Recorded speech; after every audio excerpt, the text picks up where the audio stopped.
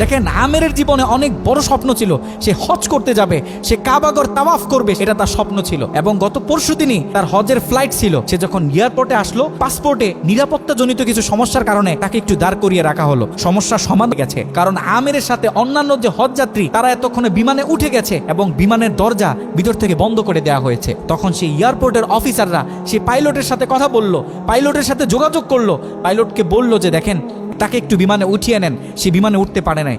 তখন পাইলট স্পষ্ট বলেছে, যেই বিমানের দরজা একবার বন্ধ হয়ে গেছে সেই বিমানের দরজা দ্বিতীয়বার কারোর জন্য আর খোলা হবে না। কথা বলে পাইলট বিমানটা আকাশে ফ্লাই বলেছে, আমি আমার রবের উপর পরিপূর্ণ তাকওয়া রাখলাম, আমি আমার রবের উপর পরিপূর্ণ আস্থা রাখলাম, আমি হজ করেই বাড়িতে ফিরবো, হজ না করে আমি বাড়ি যান্ত্রিক সমস্যা দেখা গিয়েছে, খুব ইমার্জেন্সি বিমানটা সেই এয়ারপোর্টে ল্যান্ড, কোনোভাবে এই যাত্রীটা একটু নেওয়া যায় কিনা। সে তো হজ করার উদ্দেশ্যে বাড়ি থেকে বের হয়েছে, সে তো বাড়িতে যেতে চাচ্ছে না। সে পাইলট বলেছে যে না, এই বিমানটা আকাশে ফ্লাই করতেছে না, রওনা দিলাম, তাকে আমার হাতে তুলে দেন। আমি যতটুকু বুঝতেছি, তাকে ছাড়া এই বিমান যতবারই আমরা আকাশে ফ্লাই করব, মক্কার উদ্দেশ্যে রওনা হব, আমার মনে হয় না যে এই বিমান স্বাভাবিকভাবে মক্কাতে গিয়ে পৌঁছাবে। তখন সে পাইলট সে আমেরের হাত ধরে নিজে নিয়ে সে বিমানের ভিতরে বসিয়ে দিল।